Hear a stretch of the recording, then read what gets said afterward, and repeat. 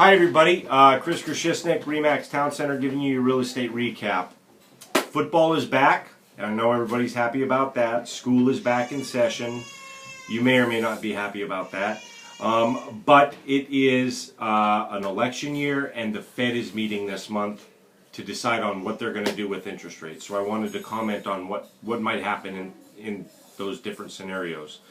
The Fed is probably either going to keep rates the same, which very few people think, or they're going to raise rates. The question is how much.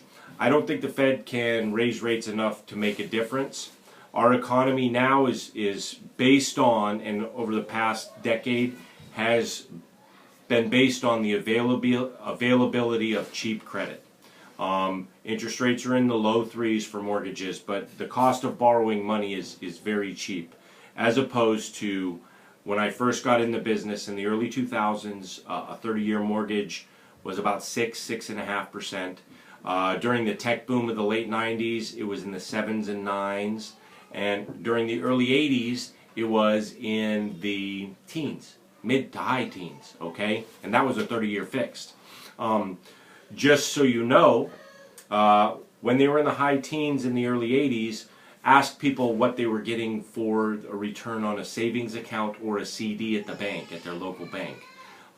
The answer would be surprising, and it was a big incentive to save money and have your money in the bank. We don't have that incentive right now. Our economy is based upon moving money from point A to point B, and the volume and velocity of the money moving. So that's why it's so cheap. That's what has powered the real estate markets, at least in the DC area, for a very long time, and that is what has given us such a brisk and steady market without your typical spring high and lows and your winter high and lows that we've seen. It's more or less been a steady market that we haven't had your typical calendar cycles. And I think that's going to be the case for the next 2 to 3 months. I think the election is not going to matter that much. I don't think the Fed's going to bring the rates up enough to make a difference. And I don't think we're going to see much of a slowdown in the market until holiday season, which is typically right around that November 15th, everything slows down. And that slows down until about January 15th. There is activity in the market during that time, but just not to the volume there is typically. And then I think in January 15th, if rates are still relatively low, we're going to see the spring market kick off very early like it did last year, almost like it has during the last 2 years. So, with that being said, if you have any questions about selling your home, buying a home, about anything real estate related, what's going to happen when rates go up? Will rates go up? What's going to happen in the next little bit here? What should I do?